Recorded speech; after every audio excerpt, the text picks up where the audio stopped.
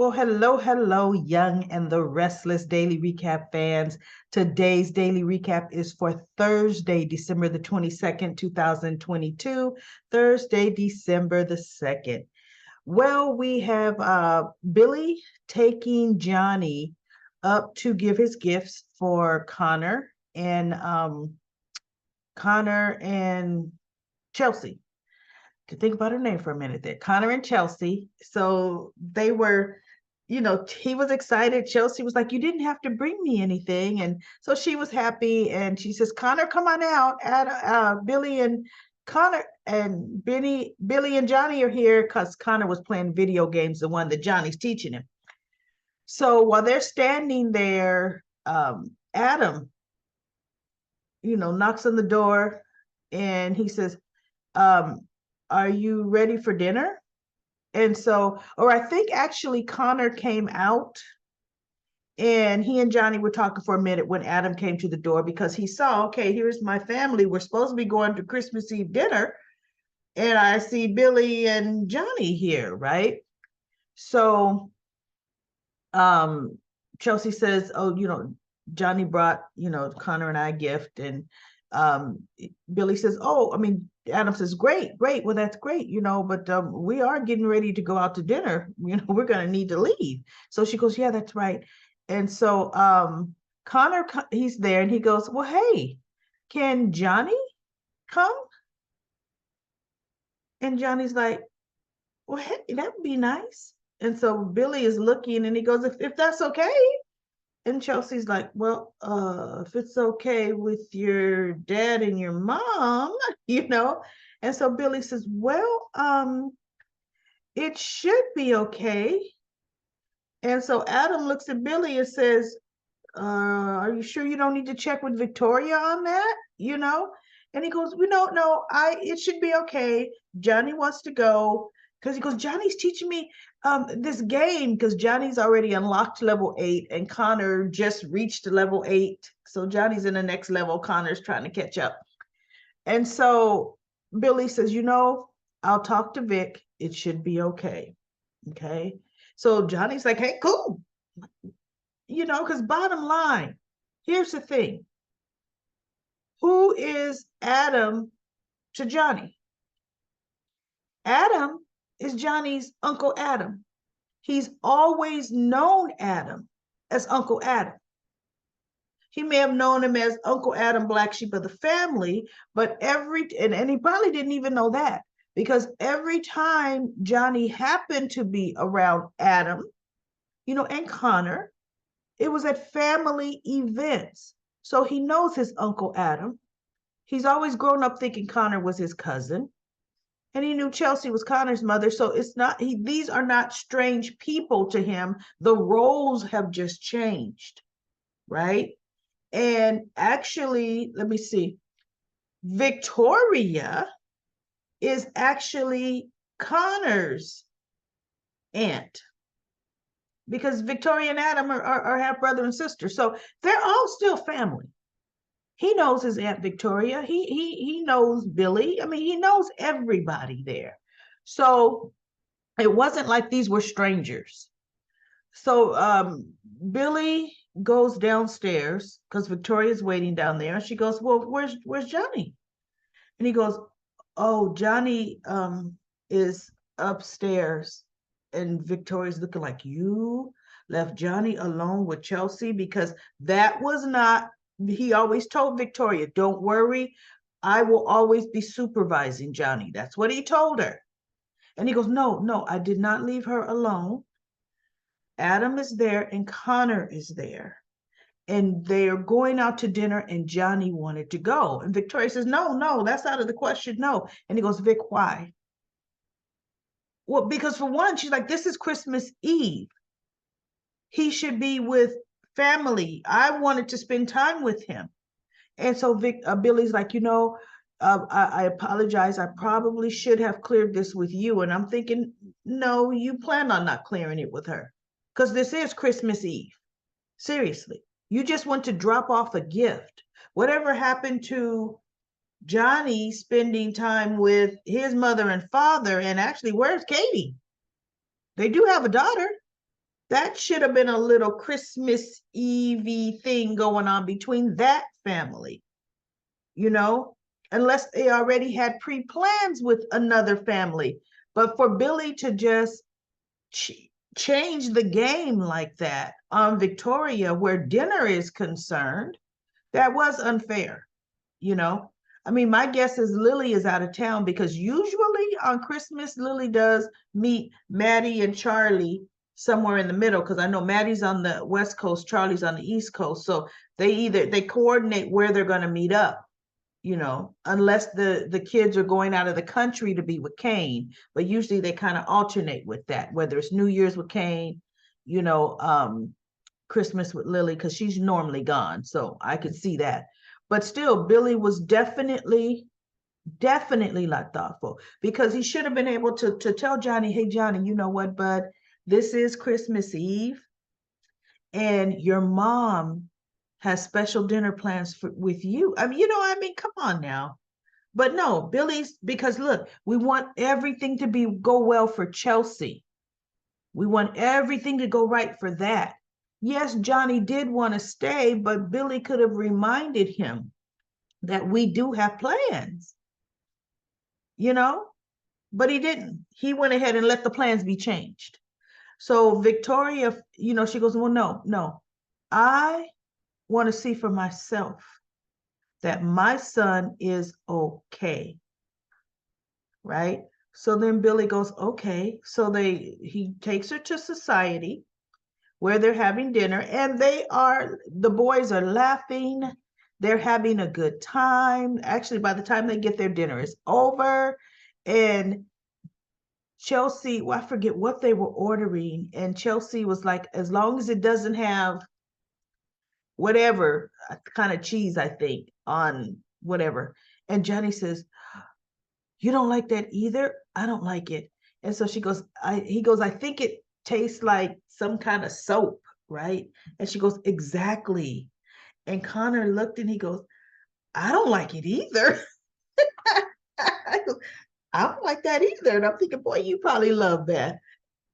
But you're so happy your mother and your brother are getting along. You don't like it either, you know? And Adam is uneasy. Like when Connor invited Johnny to dinner, Adam was uneasy, which is why he said, are you sure you don't need to check with Victoria first? But Adam wasn't like, no, Adam, and even with dinner, Adam was not like a stick in the mud. Chelsea, when they walked in the restaurant, because remember, this is the first time Chelsea has been really out in a public lit place. Yes, she went to the park and Adam was there, but she's out to dinner this time. And he goes, and she walked in and she felt a little uneasy. And so Adam said, is this too much too soon, Chelsea?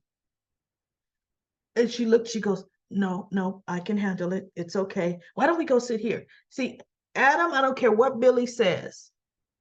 Adam is very sensitive to Chelsea's needs. Adam loves Chelsea as a mother of his child and as a friend. He loves her, right? He does when he's not trying to plot to kill his father or destroy his father. He does have Chelsea's best interest at heart, right? So Adam is at the table. He's pretty much listening to them interact and watching the boys interact with each other and Chelsea interact, you know, with them. So he's observing the situation to make sure nothing goes south, which is good. You know, he's not trying to laugh like he's their best friend. He's there and he's watching and he's the father figure there. So Chelsea glances up and she sees Billy and Victoria walk in. And she could see the look on Victoria's face because Victoria, when they're walking in, the boys are like mid laughing, like, oh, you know. And so she sees that. And then she kind of like, okay, Johnny's okay. But part of her feels like, but Johnny's okay with his actual biological mother. You know, part of that is tugging on Victoria. Okay. And that's an honest reaction amongst women. It's honest. I did not give birth to this child that I love with all my heart. You did. And now I've never had to share him as far as share with mom. Sometimes kids grow up from babies on knowing this is my biological mom. And then I got my real mom. Or, you're growing up, this is my stepmom, and my dad's remarried. There's all kinds of things that could happen, but when it's the child's biological mother, you kind of feel like, man, he did not come from me. He did come from her, you know? So Chelsea says, well, you guys come over. So they come over, and Victoria's like, are you guys, and she's smiling, she's not looking worried. Are you guys having a good time? What did you have for dinner? What did you eat? And so Johnny's saying, we ate this, and blah, blah, blah. And yes, they're having a good time. And so Chelsea's like, well, look, why don't you join us? I mean, you guys can join us and get a bite to eat, even though I'm thinking you guys are done though. But Adam kind of looks like, ooh, well, this is going to be a first. Whoa, my sister's going to be sitting down. Adam's like, well, then I will get an extra chair. So he gets up and he's like, oh, shoot. He goes and gets an extra chair. And, it's looking like Billy and Victoria are going to sit down. I honestly don't remember if the scene went long enough, because Victoria, she did take off her coat. So we knew they were going to join them. So they were very amicable. It all went well. And Billy is just standing there like, yes, they're all together. Mm-hmm. Yes, this is, and I'm thinking, okay, Billy, all right, there you go. Enjoy yourself, Billy. So anyway, then we have Daniel goes to see Summer. Now, Daniel's going to see Summer. Now, let's remember, Jack is with Jeremy Stark.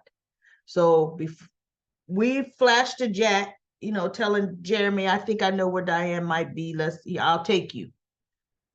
Okay, so that's what's happening there. And so Summer and Daniel are talking. I thought Daniel was going to bring up the fact that Phyllis is now working for him, but he didn't. Summer brought up the fact about, she talked to him about his gaming platform, and he did tell her, about his new project. And he goes, no, now that it's official, I can tell you. It's this. It's the new gaming platform. And so she's like, oh my goodness, I'm so proud of you. That's such a big deal. And so she goes, but Daniel, this is the holidays. And I know you really haven't talked about Heather and Lucy very much at all, but it has to be hard on you, them being halfway across the world, and you're here and you're not with them on the holidays. And he's like, well, he's not saying too much. And he goes, well, you know what? I really don't want to talk about it. Let's talk about where you guys going. He's changing the subject. And so she goes, we're just taking Harrison on a little Christmas adventure, trying to find some reindeer, and Daniel's like, oh, okay, or she could have easily said, look, we're taking little Harrison out to see the Christmas lights in the city. Because they got Christmas lights everywhere. Anything, right? So he didn't really care, and he bought it because he didn't care. It was okay, y'all going out as a family. That's cool. So Kyle comes back. He goes, because Kyle went to go check on Harrison because it was time to go, or they needed to get ready to go. And so when he came back, he says, Harrison wants to finish his cartoon before we go. So we got about 10 minutes or so. So Daniel stands up and he goes, this is, my cue. I'm going to leave, Summer. So she goes, Daniel, I'm going to spend quality time with you and Mom tomorrow. And he goes, that's a plan. I look forward to it. So he hugs Summer, shakes Kyle's hand, and he leaves. And then we get a scene where Kyle and Harrison and Summer arrive at the cabin. Harrison pretty much slept the whole way. So he goes, well, what's this surprise? And so they walk in, and Kyle's like, Mom. And he goes, he's going through the cabin, and he goes, Mom, she's not here. And he's getting worried. He's got a worried look on her face. And Harrison's like, hey, where did he? And he goes, I don't know. And I'm thinking, goodness, did Jack take Stark up to the cabin and something went wrong? But sure enough, who comes walking through the front door but Diane? So, yeah. So she's like, it was such a beautiful night. I just went for a walk, and then on my way back, I saw your car, and I decided to rush on over. And so they take out the decorations and they start decorating the tree. And so, everything is all happy. And Harrison puts the little tree topper on. So they're all, Diane's like, is everything? It goes, up, everything's fine. Everything's handled. As far as, hey, we're here. Don't worry about it. And so they had a good time, or they're having a good time. And then it shows Jack and Jeremy Stark arriving back at his hotel. Jeremy pissed. She wasn't even there. And he goes, I didn't tell you I knew where she was for sure. I told you I thought she knew where she'd be. Jack says, how could I know for sure? Look, I thought the woman was dead for 9 years. Diane can pull a disappearing act when she wants to. And so Jeremy was like, yeah, okay, yeah, sure. He's still thinking something's awry. So Jack goes ahead. That's my dog clearing her throat if you hear that in the background on the recording. She's 15 years old, and I don't even know if she's going to make it through to the new year. But anyway, so if I'm all broken up on a recap soon, that's because I had to put her to sleep. But anyway, so anyway, it's messing up my concentration, Kara, but she can't help it. So anyway, Jack is like, I had no idea where she was. And so it's like this, Stark. Good luck trying to find her. Good luck. And you came for your money. It was 250,000. Right there is 500,000. That's double. He said, but to get you out of town, I'll double that. I'll give you $1 million because I want my life to go back to normal. And I'm going to tell you, Stark, for one, you would never get that kind of money out of Diane. You couldn't even get the 250,000. So that's the best offer. And that's the only other offer. Then this offer is going to be going off the table. I could have you your money on Monday. And I'm thinking, well, Monday's a holiday. But okay, really Tuesday, I could have you your money. So he's thinking about it. He didn't accept, but Jack walked out like, look, you take it or not. Take it or leave it. Where else you going to get this kind of money? So Jack walks out, and then it goes back to Daniel. Daniel's sitting on the bed, and Daniel's hearing some of the words that Summer's saying, that it's got to be awfully hard, you being alone on Christmas. And he's thinking about it. So he goes and gets a little tequila bottle out of the little hotel bar, in-room bar thing that's going to cost him probably $20 for that little thing he should have just bought from the liquor store. But anyway, come on, Dan, you don't drink you're from Genoa City. You could have stopped off at Sam's and got some liquor. But anyway, the knock on the door, knock. And Daniel's thinking, well, who's coming here, right? So he goes to answer the door, and who is at the door but Danny Romalotti? He goes, Dad, and they hug each other. Hello, son, and they hug each other. And I thought, there's Danny. Yes, Danny. Now, Danny's back in town. We're going to see Christine, right? Got to see Christine. Somehow, Christine always pop up. You don't see Christine for a year or more. But when they occasionally bring Danny Romalotti back to Young and the Restless, Cricket appears. And it's always, hello, Cricket. So let's see. I mean, he and Phyllis aren't on bad terms, so they should be very cordial.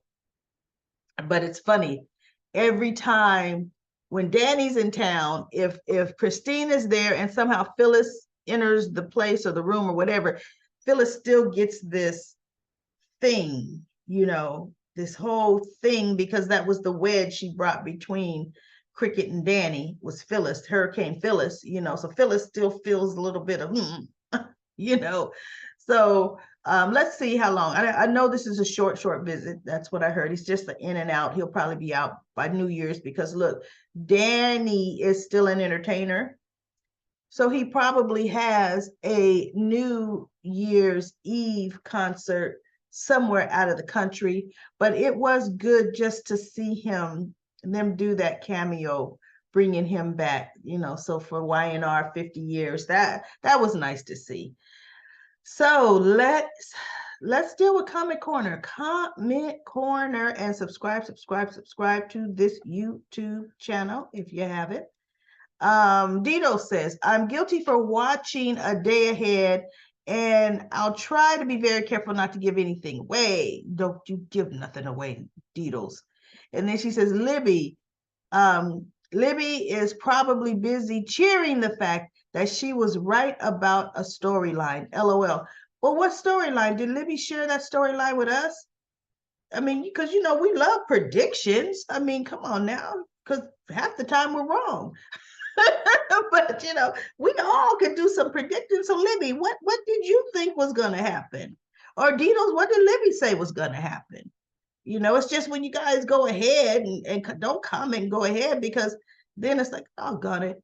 We haven't watched that yet, you know. And then Dito says, Jack is really out of his league with Jeremy. He just doesn't have the savviness. No, he doesn't, to take on Jeremy. I think Ashley is playing the game with Tucker. Yeah, Ashley's not that desperate to now all of a sudden a man that I wouldn't even let take me to lunch. I need to talk to you. I had another fight with my brother. Oh, she's trying to see if Tucker's really trying to get to hostile takeover Jabot. That's what Ashley's doing. I don't think she has any intentions of letting things go his way. This is still Dido's commenting. Audra just makes me nauseous, LOL. I would almost rather watch paint dry. I don't like Audra at all. Annette says, Tucker don't have workout clothes on, Ashley. Yeah, I just came from working out. Really? Well, wow, were you working out in that? Okay. Must be hard to bench press in a dress suit. And Annette says, please put Phyllis on Audra, aka I think somehow a typo got in here. The something of darkness, the douche of darkness. And then Annette says, Jeremy is tricking Jack of Fools. That's right. Give the money because he ain't going nowhere, Jack. That was interesting to me. Jack leaves $500,000 in that man's apartment. I mean, hotel room. $500,000. When Jeremy never concrete admitted to accepting anything. That's how stupid Jack is. Because Jack could come back Tuesday and say, okay, here's the other 500,000, and Stark could say, you told me $1 million, and Jack will say, I left 500,000 in this room, and Stark will say, no, you didn't. Wait, you didn't leave nothing in this room. You were supposed to go over to the case, Jack, flip the lid down, because Stark already was fanning money in his hand and he just kind of laid it on top. But flip the lid down, clip the latches at the same time, take the handle and say, double this will be back here on Tuesday if you accept my offer. And you're supposed to walk out the door with your money. Idiot. Jeremy is a criminal and he's a thief. You don't leave him $500,000. Because see, now when you come back, if he says no deal, what you gonna do? You gotta sit there and count all of that. Because he's already taken a couple of 100,000s out of it. That made no sense to me when he walked out that room. And then Annette says, I think Diane has the connection to the overseas money hidden. That may be true. Stark is definitely not, he needs something from Diane other than just his money. And Diane knows it. She has something, either a key to his connection. She has something of his other than just that too. Because once the money was only $250,000, I was like, well, okay, no, that ain't enough money, right? So yeah, the plot's gonna thicken. And when it comes out what else Diane truly had, that's gonna slap Jack and Kyle in their faces. because this woman was definitely more knee deep in this than she ever has let on. And I'm just surprised Stark hasn't just blurted out, this is what, well, for one thing, it's probably still criminal, so that he can further his criminal activity. So you don't blurt out the people that could go talk to your PO and or call a district attorney and tell them what you got. But my whole thing is, I'm still back to Stark is violating parole. You're not supposed to leave the state, period. But whatever. I guess I was going to say Genoa City law is different than LA law, but nope. LA law, you ain't supposed to leave the state. So Genoa City don't care because they don't know they really don't know he's there. But LA, his parole officer, when he's not checking in, should know he's not there.